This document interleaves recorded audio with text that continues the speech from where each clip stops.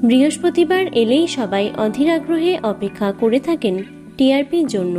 এই টিআরপির মাধ্যমেই জানা যায় পছন্দের ধারাবাহিকগুলি কে কোন জায়গায় রয়েছে।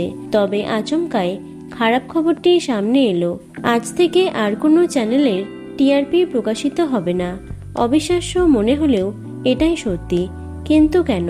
কিছুদিন আগেই এমন একটি খবর সামনে এসেছিল, কিন্তু তখন শুধুমাত্র নিউজ চ্যানেলগুলির টিআরপি প্রকাশে নিষেধাজ্ঞা জারি করা হয়েছিল।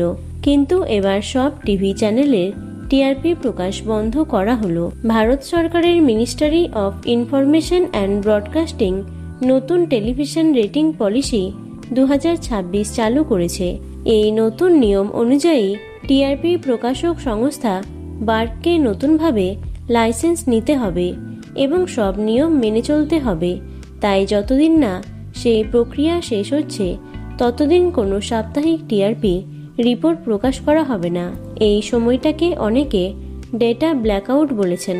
আগে যেখানে অল্প কয়েকটি তথ্য নিয়ে টিআরপি তৈরি করা হতো, নতুন নিয়মে আরও বেশি করে তথ্য সংগ্রহ করা হবে, যার ফলে ফলাফল আরও নির্ভুল হবে।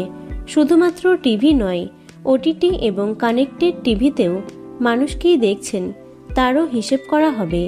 এমনকি টিভি অন করতেই যে ল্যান্ডিং পেজটি স্বয়ংক্রিয়ভাবে চলে আসে তার ভিউজও টিআরপিতে ধরা হবে না।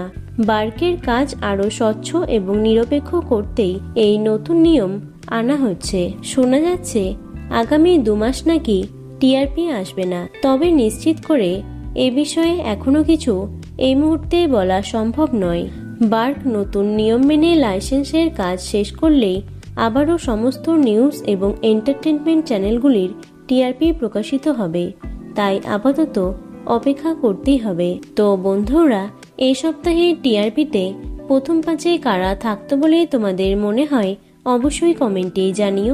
ভিডিওটি লাইক এবং শেয়ার করো। এছাড়াও টলি দুনিয়ার অন্যান্য খবর পেতে চ্যানেলটি অবশ্যই সাবস্ক্রাইব করে রেখো। ধন্যবাদ।